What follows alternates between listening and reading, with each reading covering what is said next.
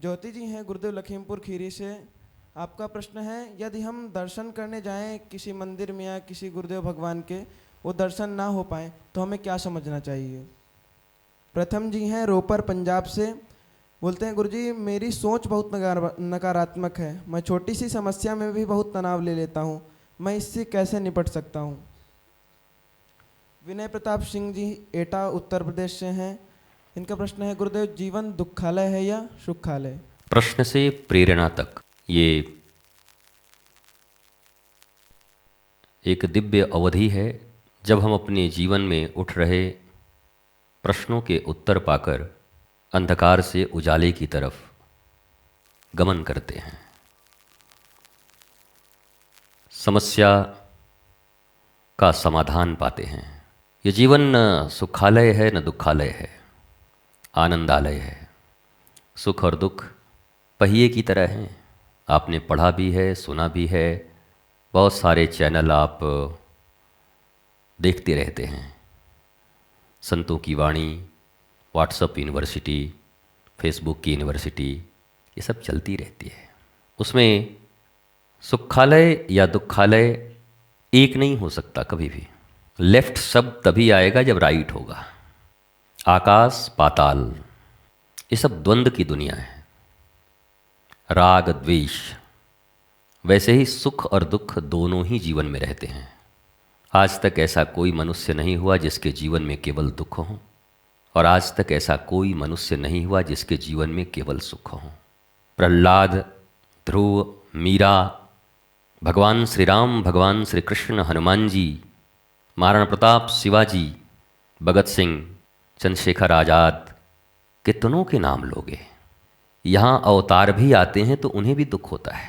कल राजगद्दी मिलनी होती है युवराज, और रात में ही खेल बदल जाता है और वनवास जाना पड़ता है। स्वयं भगवान राम के जीवन में ऐसा आता है। श्री कृष्ण तो कारागार में ही जन्म लेते हैं और 6 दिन में तुम्हारी छठी होती है और उसी दिन पूतना आती है उनको मारने के लिए। तो सुख और दुख सभी के जीवन में है। जब हम आत्मज्ञान प्राप्त कर लेते हैं, सेल्फ रियलाइजेशन, जिसे मैं प्रत्येक दिन कहता हूँ, the beginning of real spirituality is who am I, why I am here, what I am doing, कोहम कस्त्वम कुत आयातम।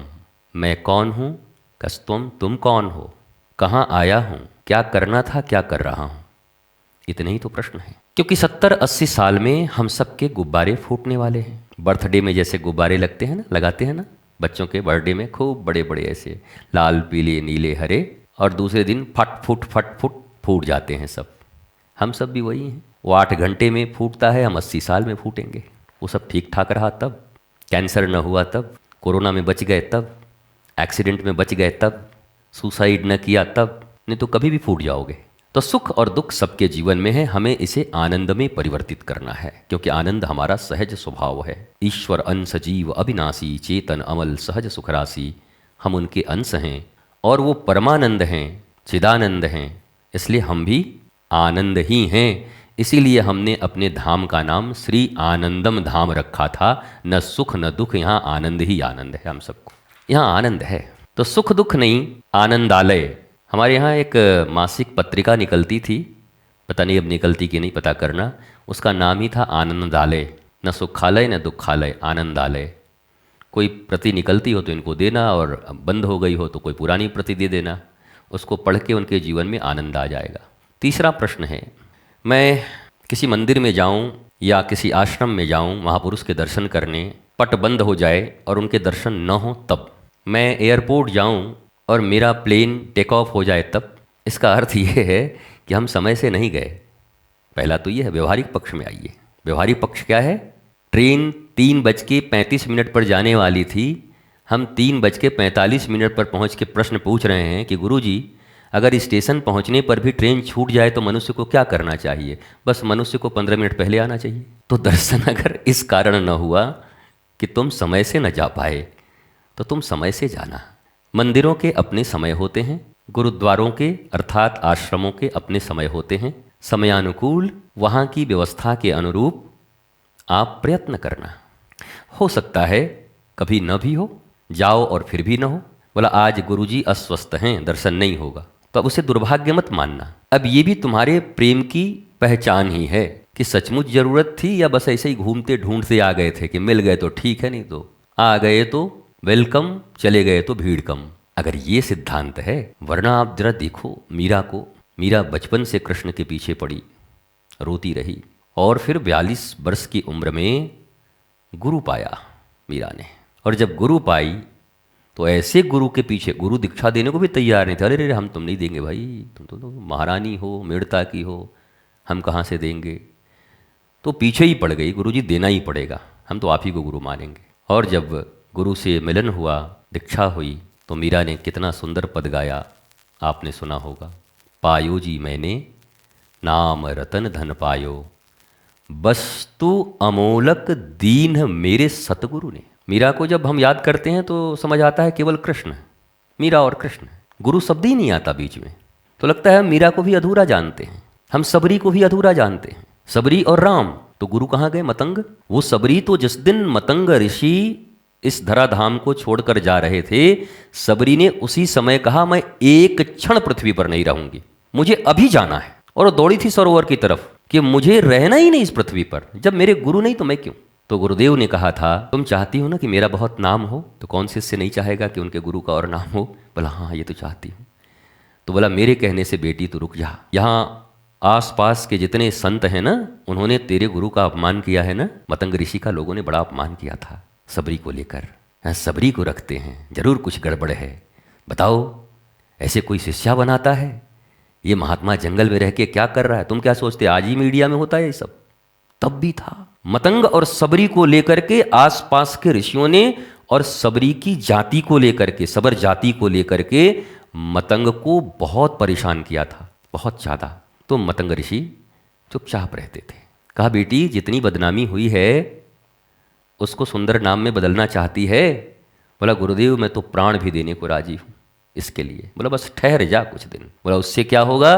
बोला जिनके लिए ये सब इतनी तपस्याएं कर रहे हैं ना, वो तेरे द्वार पर आएंगे। ये दिन रात राम राम राम रट रहे हैं, और राम जब यहाँ आएंगे तो तेरे द्वार पर पहले आएंगे, इनसे बाद में मिलेंगे, पर उसी दिन तेरी गुरु की जय जयकार हो जाएगी। और हुआ भी यही। 80 वर्ष के बाद भगवान राम आए और पहले सबरी के पास गए, और सबरी दौड़कर पहले अपने गुरु का, आपको पता हो रामायण पढ़िए, वाल्मीकि चरण पादुका ला करके माथे पे रख के लाती है दौड़ के, और पहले उनको प्रणाम करती है। तो लखनलाल जी को थोड़ा बोला ये बताओ भगवान सामने आए हरि को, किसका चरण पादुका प्रणाम कर रही है? तो सबरी ने कहा मेरे गुरु ने कहा था कि एक दिन राम द्वार पर आएंगे, और मेरे मन में संदेह नहीं था, बाकी लोग तो हंसते थे। बताओ इसकी जाति देखो सबरी, इसका गुरु देखो बदनाम, कोई पूछता नहीं था।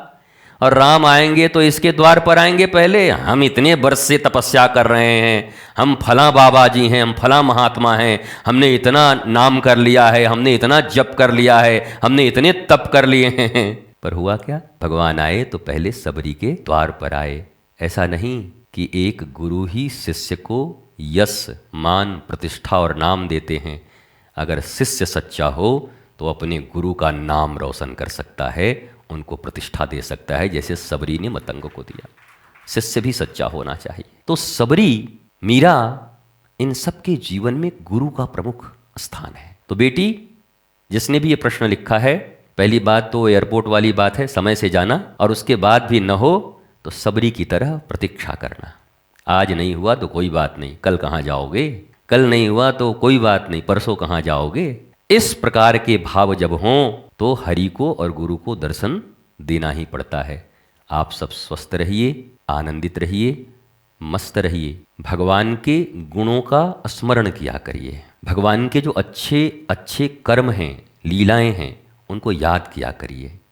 जीवन में जब कभी थोड़े भी दुख हो ना, बताओ हमको ये मिलना था, हमसे छीन गया, हमारा हिस्सा चला गया, हमको लूट लिया, हमको बर्बाद कर दिया, हम बर्बाद हो गए, हम खत्म हो गए, ये हो गए, बस उसी समय राम जी को याद कर लेना कि अरे कल मुख्यमंत्री बनने वाले थे, प्रधानमंत्री, बेचारे जंगल चले गए और फिर भी मुस्कुराते हुए गए। कल ओथ होना था उनको, प्राइम मिनिस्टर बनने वाले हैं राम जी, और दूसरे दिन प्राइम मिनिस्टर से छोड़ो देश भी छोड़ना पड़ गया, अयोध्या छोड़नी पड़ गई बलकल वस्त्र पहनकर। तो भगवान का नाम जरूरी है, पर नाम से भी ज्यादा उनका गुण जरूरी है। ये जितने नाम लेते हैं लोग, बोलते हैं ना नाम से सब कुछ होता है, लेकिन गुण रहित नाम जो गुण नहीं जानता और गुणों का चिंतन नहीं करता, उसके नाम प्रभाव नहीं लाते जीवन में। 1 करोड़ नहीं 100 करोड़ नाम जप लो। मैं तुम्हें यहां बैठकर बोल रहा हूं शास्त्रों के अनुरूप। 5000 करोड़ नाम जप लो, तुम्हारा कुछ नहीं होगा। नाम के साथ उनके गुण का स्मरण करना होगा और वो गुण धीरे धीरे हमारे भीतर समाएंगे और हम उसी पथ पर चलेंगे,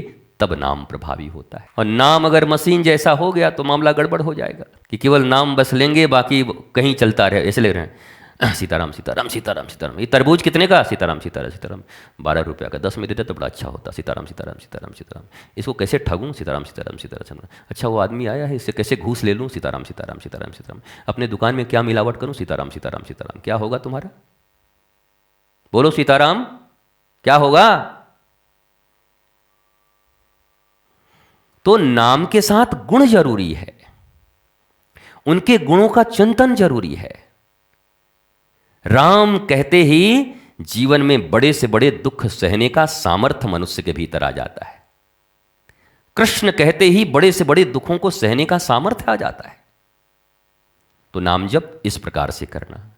ये तो किसी ने प्रश्न पूछा नहीं था, मैंने अपनी तरफ से जवाब दे दिया। कल कोई पूछता कि नाम जप कैसे करूं, तो पहले ही बता दिया। वो केवल मशीनों से जपने का प्रयत्न मत करना, गुण का चिंतन करना। रूप गुण उनका चिंतन करना। कितने विशाल हैं, कितने सुंदर हैं। प्रभु का केवल सुंदर थोड़ी है प्रभु। बरहा पीड़म नटवर बपो कर्णयो कर्णिकारम बिभ्रतवास कनकसिम वैजयंतिमाराम रंध्रान वेणु रधर सुधया पूरयन गोप वृंदैर वृंदारण्यम स्वपद रमणम प्राविशद कीर्ति। अब ये तो उनके सुंदरता का वर्णन है। कितने सुंदर हैं, नटवर हैं, बपू हैं। जैसे बादलों के बीच में बिजली चमकती है वैसे भगवान लगते हैं। हाँ, खुद तो सांवले हैं पर पीतांबरी पहने हैं तो कैसे लगता है जैसे बादल में बिजली चमक रही है। ये सुंदरता का वर्णन है। पर दूसरे श्लोक में उनके गुण का वर्णन है। अहो वकीयम स्तनकालकूटम जिघांसया पायदप्य साध्वी लेभे गतिम धातृच्युतां ततोऽन्यं कंबादयालुं शरणं व्रजेम। ये भगवान के गुण का चिंतन है। ये 2 ही श्लोक में भागवत समा गई है। सुनना भागवत तो 2 ही श्लोक में समाई है। एक में प्रभु का रूप का वर्णन है, नाम का वर्णन है, और दूसरे में उनके गुण का वर्णन है। मतलब गुण कैसा है? गुण ऐसा है कि स्तनों में विष लगा करके पूतना छठे ही दिन मारने के लिए आई थी श्री कृष्ण को, छोटे से लाला को, बालक को। और जब स्तनपान किया तो भगवान ने उनको कहां स्थान दिया पता है? कहते हैं अपने गोलोक में स्थान दिया। तो यशोदा ने ये पूछा, लाला ये तो तुम्हें मारवे को आए, या को तू बैकुंठ दे रहे हो, गोलोक दे रहे हो, इसको तो नरक देना चाहिए था। बोला नहीं मैया, दूध तो माँ ही पिलाती है ना, तो पूतना तो माँ बन के आई थी, उसने हमें दूध पिलाया है, इसलिए माँ को नरक में नहीं, माँ को तो हमारे धाम में होना चाहिए, इसलिए मैंने पूतना को गोलोक धाम दिया है। अब उनका गुण कैसा है देखो, भगवान का गुण कैसा है। वो अपराधों को भी ध्यान नहीं रखते। सबसे बढ़िया ठगना काम भगवान को, यह ठग सकते हो। थोड़ा नज़दीक वाली दृष्टि ना उनकी कम है, वो बहुत नहीं, नज़दीक कोई आ गया तो फिर ज़्यादा देखते नहीं हो, बोला आ जाओ ठीक है। तो भगवान के गुणों का चिंतन करें हम, उनकी कृपालुता, दयालुता, पर साथ में भगवत गीता का भी चिंतन करें, गीता के श्लोकों का भी चिंतन करें। आप सब सतपथ पर चलिए। आपके प्रश्न हो तो बहुत सारे सोशल मीडिया इत्यादि के भाव रहते हैं, कैसे कैसे जानकारी लेकर आप अपने प्रश्न को डाल देंगे, किसी न किसी दिन सत्संग में हम उसका उत्तर भी दे देंगे। ऐसे ही 2 लाइन 4 लाइन में उत्तर दे दिया करेंगे, पर वेट करिए, प्रश्नों को लिखिए, 4 बार पहले स्वयं पढ़िए कि ये जरूरी है कि नहीं, 10 बार स्वयं पढ़िए, लिखिए। कई बार होता है कुछ लिखना है तो लिख दिए, नहीं नहीं मेरे जीवन के लिए ज़रूरत है कि नहीं इसकी, ज़रूरत है कि नहीं इसकी, ज़रूरत है कि नहीं इसकी, ज़रूरत है कि नहीं इसकी। 10, 20, 50 प्रश्न लिखोगे ना, तब तुम्हें समझ में आएगा कि सबसे जरूरी कौन सा प्रश्न है। और जीवन के सबसे जरूरी प्रश्न ही महात्माओं से पूछा करो, उनसे आत्मविषयक प्रश्न पूछो। आप उंगली उठा रहे हो पर लिख के लाना, लिखना, पहले प्रश्न को लिखो, जमा करो, आपके प्रश्न संत के योग्य होंगे, जीवन के योग्य होंगे, तो ऐसा कोई कारण नहीं कि उत्तर न मिले। अवश्य उत्तर मिलेगा, क्योंकि उससे लाखों लोगों के मंगल होंगे। आत्म विषयक प्रश्न हो जिससे हमारा जीवन सहज हो जाए। रोज जितना दुख होता है उससे दुख कम होने लगे। हमको क्रोध आता है, हमारे क्रोध ठीक होने लगे। ऐसे प्रश्न लिख करके ले आइए। तो इस सेशन का नाम है प्रश्न से प्रेरणा तक। प्रणाम करता हूं। मस्त रहिए, स्वस्थ रहिए, आनंदित रहिए।